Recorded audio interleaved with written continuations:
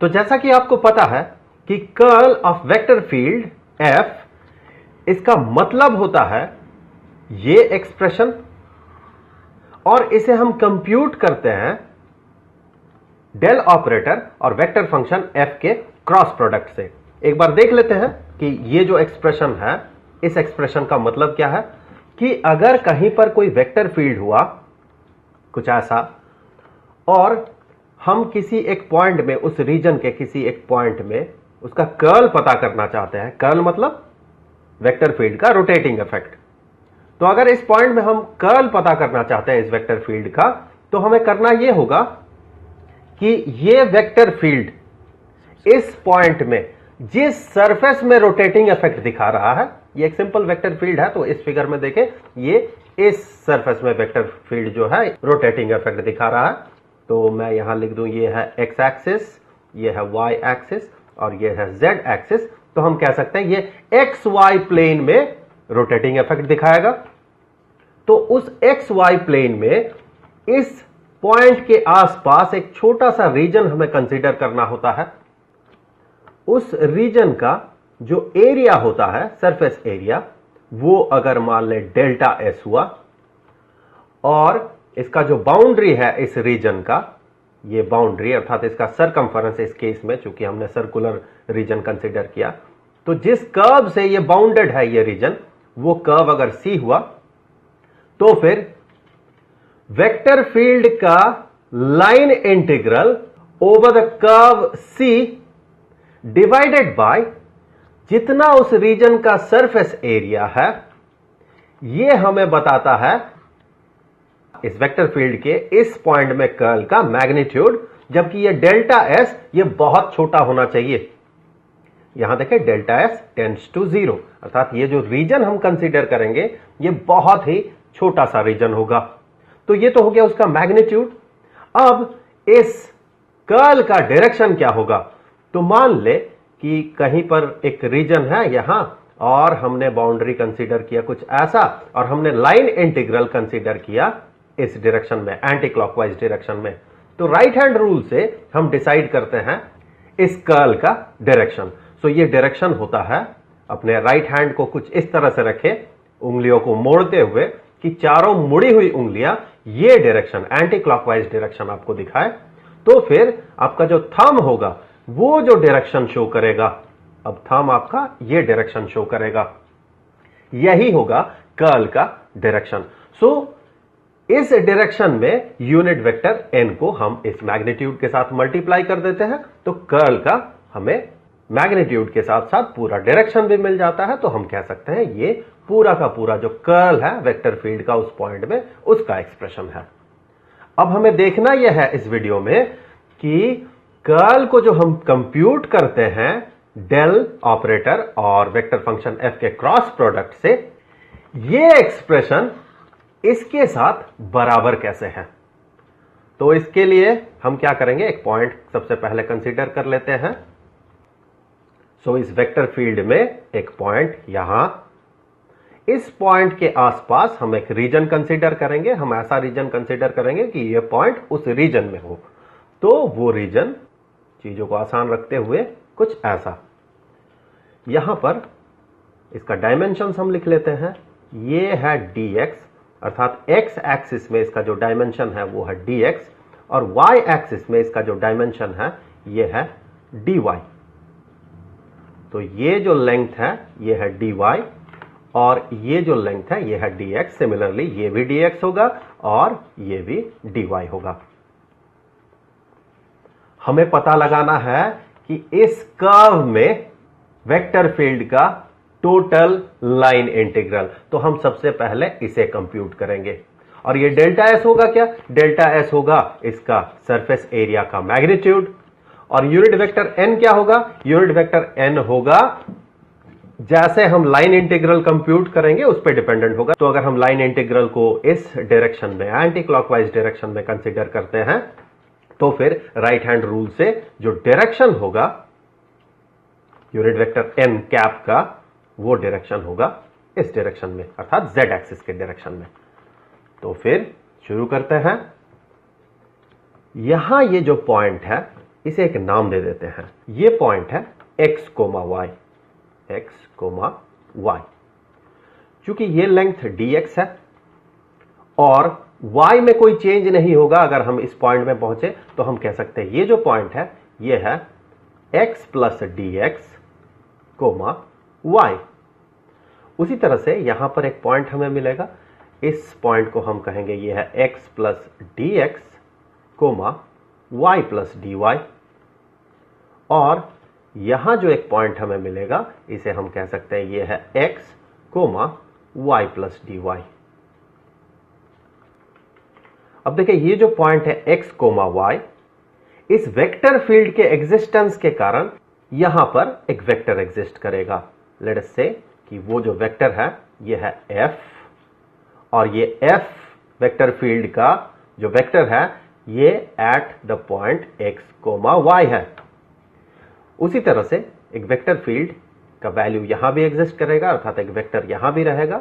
सो ये जो वेक्टर होगा इसे हम रिप्रेजेंट करेंगे vector f at x, y plus dy।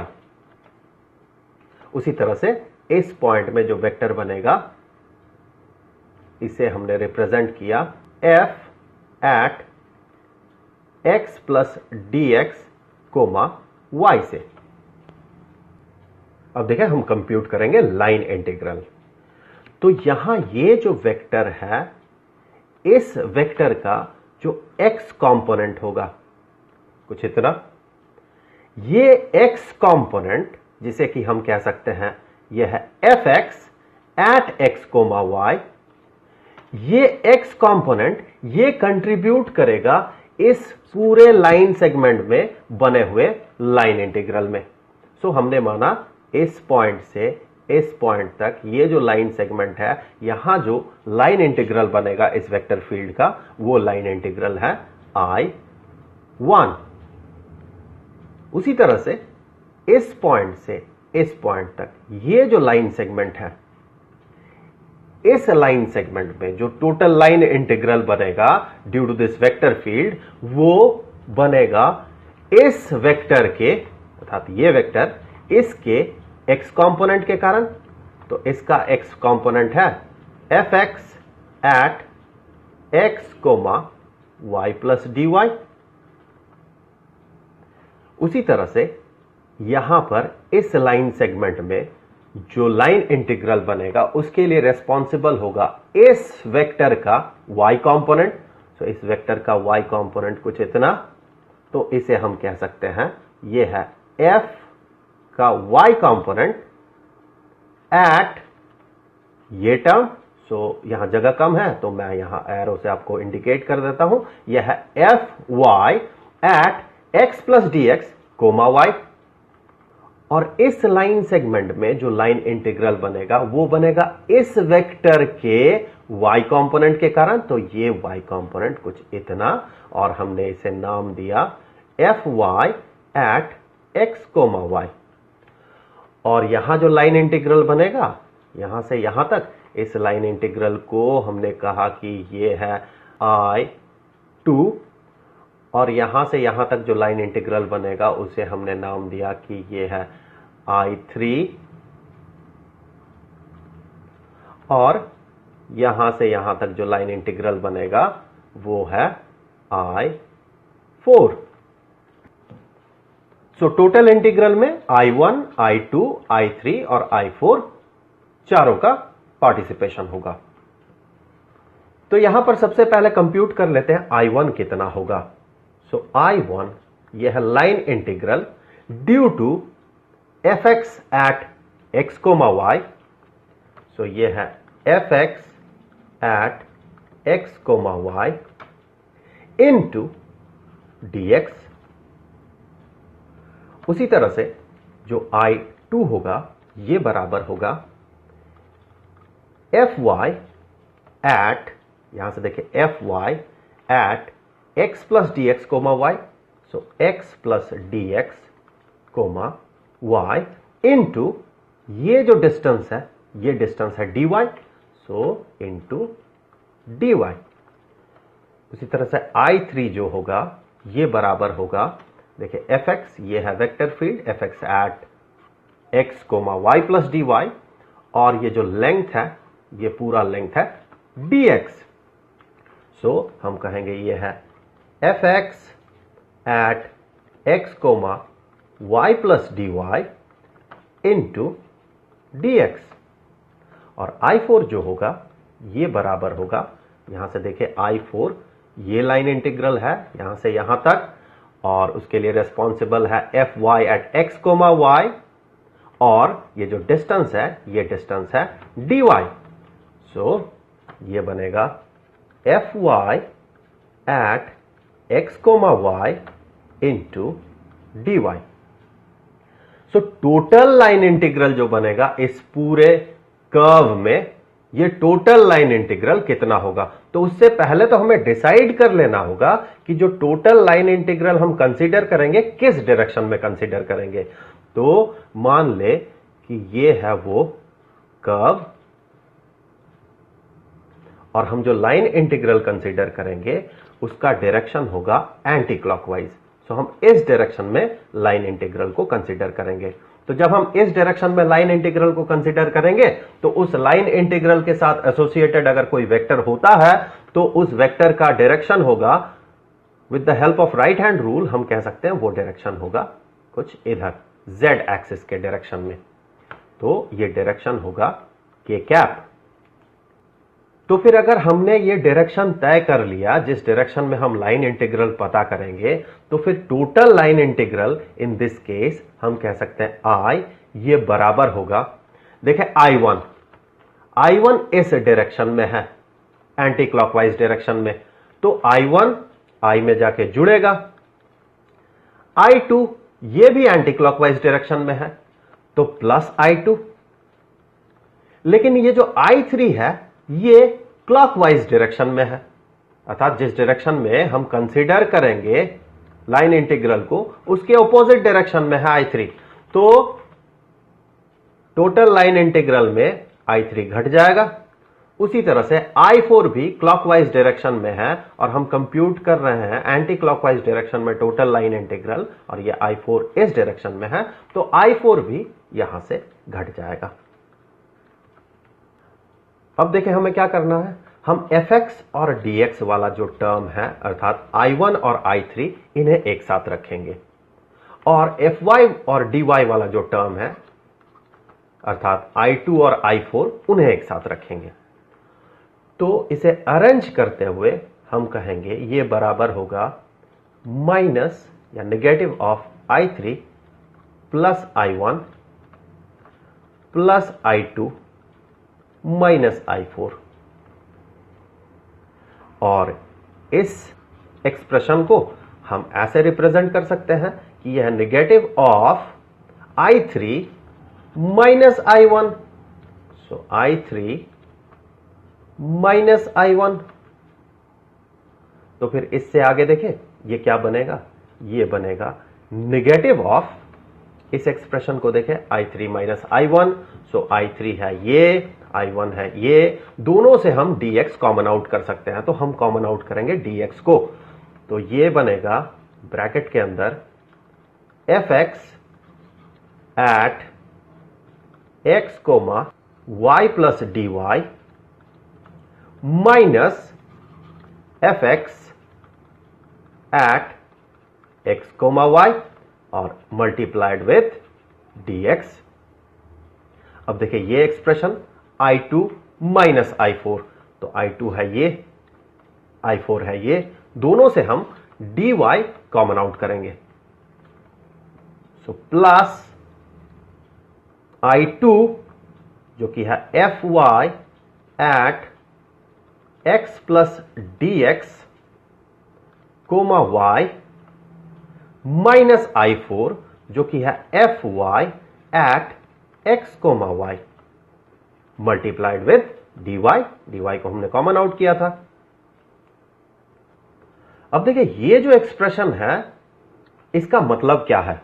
सबसे पहले देखिए ये क्या है, यह है fx at x comma y plus D Y. So इस वेक्टर का x कंपोनेंट तो वो हो गया ये वेक्टर, और ये कौन सा वेक्टर है? ये है F X at X comma Y, तो ये बनेगा ये वेक्टर, इन दोनों का डिफरेंस। तो इन दोनों का डिफरेंस को हम कैसे रिप्रेजेंट कर सकते हैं? अगर वेक्टर फील्ड के एक्स कंपोनेंट का rate of change along Y axis हम पता कर लेते हैं, क्योंकि दोनों के लिए देखें जो एब्सिसा है वो सेम है, दोनों का ही एक्स है एब्सिसा, तो चेंज सिर्फ इसके ऑर्डिनेट में हो रहा है, इसके वाई वैल्यू में चेंज हो रहा है। तो एफ एक्स यहां और एफ एक्स यहां, तो दोनों में जो चेंज होगा वो चेंज डिपेंड करेगा इस एफ एक्स के रेट ऑफ चेंज पे विथ रेस्पेक्ट टू वाई, जिसे हम कहते हैं partial derivative of F x with respect to Y. तो ये तो हो गया इसका rate of change. Rate of change के साथ जब हम मल्टीप्लाई कर देते हैं ये वाला डिस्टेंस, अर्थात दोनों वेक्टर के बीच जो डिस्टेंस है, एक तो ये इस पॉइंट में एक्ट कर रहा है, दूसरा इस पॉइंट में एक्ट कर रहा है, दोनों पॉइंट्स के बीच जो डिस्टेंस है जो कि है dy, तो जब हम dy को इसके साथ मल्टीप्लाई कर देंगे तो हमें मिलेगा ये दोनों वेक्टर्स, दोनों x कंपोनेंट वाला वेक्टर्स के बीच का जो डिफरेंस है वो। तो फिर इसी को हम कह सकते हैं, इससे आगे कुछ ऐसे रिप्रेजेंट कर सकते हैं कि ये बराबर है नेगेटिव ऑफ ये पूरा एक्सप्रेशन जो कि है partial derivative of F x with respect to Y into D Y, तो ये तो हो गया ये वाला expression, into D X into D X. Similarly जो ये टर्म है ये हमें क्या बता रहा है?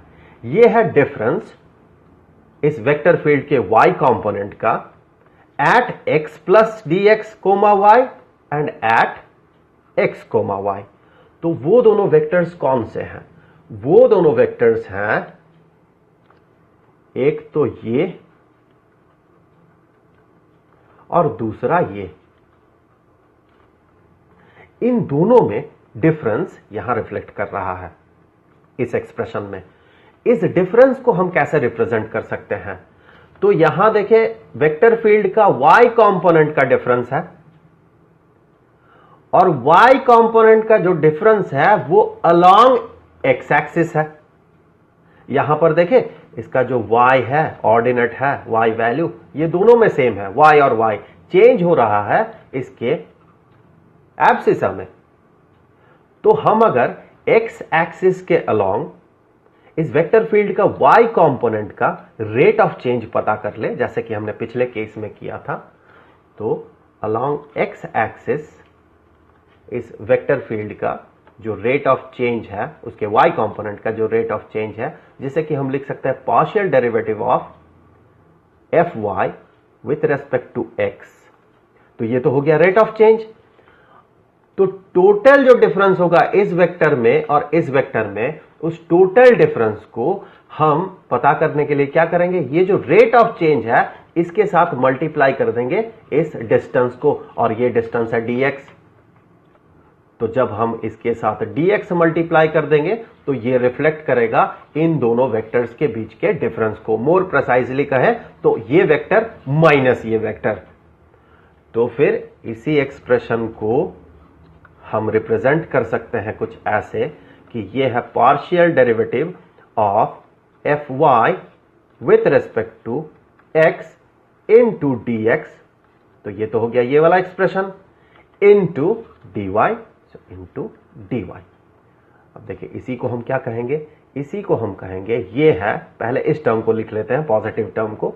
ये है partial derivative of f y with respect to x into dx into D Y minus ये पूरा टर्म देखें partial derivative of F x with respect to y into फिर से dx into D y, dx into D y. अब ये जो dx into D Y है ये क्या है? इस पूरे सरफेस के लिए, इस पूरे सरफेस के लिए dx इंटू डी वाई क्या होगा? ये एक रेक्टेंगल है जिसका लेंथ है dx और ब्रेड्थ है dy। सो dx इंटू डी वाई होगा इसका सरफेस एरिया।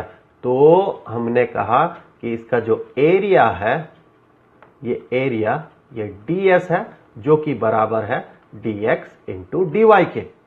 सो हम यहां dx इंटू dy को सब्सटीट्यूट कर सकते हैं ds से।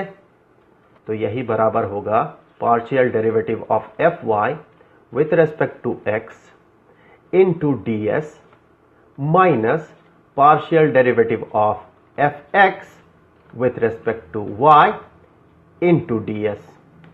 तो हमने ये क्या कंप्यूट किया? हमने कंप्यूट किया I अर्थात total line integral over this whole curve. तो ये जो टोटल लाइन इंटीग्रल है, इसे हमने इस एक्सप्रेशन से रिप्रेजेंट किया था। तो फिर curl of vector field F, इसे हम इस एक्सप्रेशन से रिप्रेजेंट करते हैं। तो इससे आगे मैं उसी एक्सप्रेशन को लिख लेता हूं। तो ये बराबर होगा, ये वाला जो वैल्यू था वो था I, अर्थात वो था ये एक्सप्रेशन। उससे हमें उसका एरिया जो कि डेल्टा S है इस एक्सप्रेशन में, और डेल्टा S टेंड्स टू 0 है, तो यहां पर हम इसे कह सकते हैं डेल्टा S के जगह ds। तो जब हम इस एक्सप्रेशन को ds से डिवाइड करेंगे, अर्थात इस एक्सप्रेशन को ds से डिवाइड करेंगे, तो हमें क्या मिलेगा? हमें मिलेगा partial derivative of fy with respect to x minus partial derivative of fx with respect to y। ये ds कैंसिल हो जाएगा। अब ये देखिए, इसके साथ एक डायरेक्शन हमें मल्टीप्लाई करना होगा। तो जैसे कि हमने डिसाइड किया था, लाइन इंटीग्रल को हमने एंटी क्लॉकवाइज कंसीडर किया था, तो उसका डायरेक्शन होना चाहिए था k कैप। तो यही होगा उस कर्ल का डायरेक्शन। सो इसके साथ मल्टीप्लाई कर दे k कैप। सो इसके साथ हमने मल्टीप्लाई कर दिया k कैप। तो ये हो गया वेक्टर फील्ड का कर्ल एट दैट पॉइंट। लेकिन हमने यहां जो वेक्टर फील्ड कंसीडर किया था, ये वेक्टर फील्ड ये था फंक्शन ऑफ, ये function of x and y था। लेकिन वेक्टर फील्ड हमेशा इतना सिंपल नहीं होता है। जब वेक्टर फील्ड x, y और z का फंक्शन होगा, तब क्या होगा? अब अगला सिचुएशन ये है कि वेक्टर फील्ड जो है ये फंक्शन है x, y और z का। तो जब ये x, y और z का फंक्शन होगा, तब हम कह सकते हैं उसका x कंपोनेंट, वेक्टर फील्ड का x कंपोनेंट और y कंपोनेंट ये मिलके इस कर्व में लाइन इंटीग्रल बनाएगा, अर्थात कर्ल बनाएगा, और उसका y कंपोनेंट और z कंपोनेंट मिलके इस सरफेस में कर्ल बनाएगा, और उसका x कंपोनेंट और z कंपोनेंट मिलके वो इस सरफेस में बनाएगा कर्ल। सो अब देखिए, तीन कर्ल्स हैं। एक तो इस सरफेस में बन रहा है, दूसरा इस सरफेस में बन रहा, और तीसरा ये नीचे वाले सरफेस में बन रहा।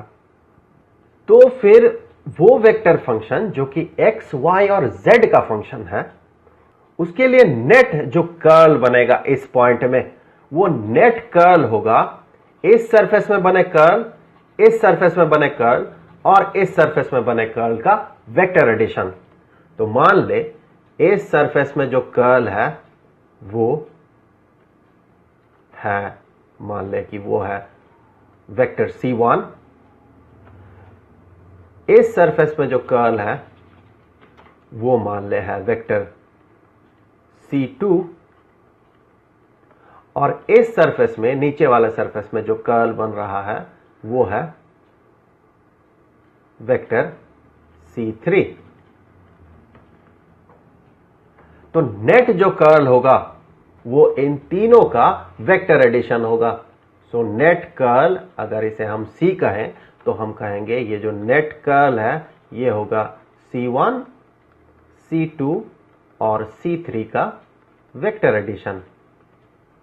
तो जैसे हमने इस सरफेस में कर्ल को कंप्यूट किया, सिमेट्री से हम कह सकते हैं कि इस सरफेस में कर्ल कितना होगा और ये नीचे वाले सरफेस में कर्ल कितना होगा।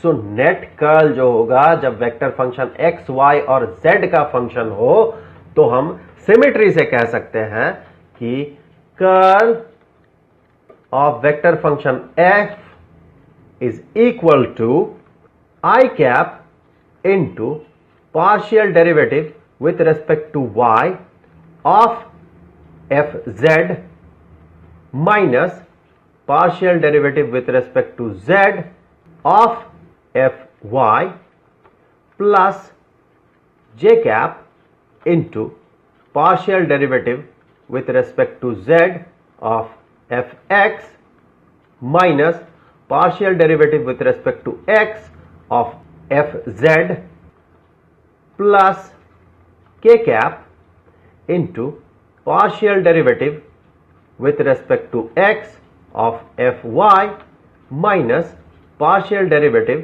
of fx with respect to y. तो इस एक्सप्रेशन को अगर आप ध्यान से देखें तो आप पाएंगे यही बराबर है डेल ऑपरेटर और वेक्टर फंक्शन f के क्रॉस प्रोडक्ट के। तो इसीलिए जब हम कर्ल को कंप्यूट करते हैं तो हम डेल ऑपरेटर के साथ वेक्टर फंक्शन f का क्रॉस प्रोडक्ट पता करते हैं और इसका जो मैथमेटिकल मीनिंग है, जो इसका मतलब है, वो है ये।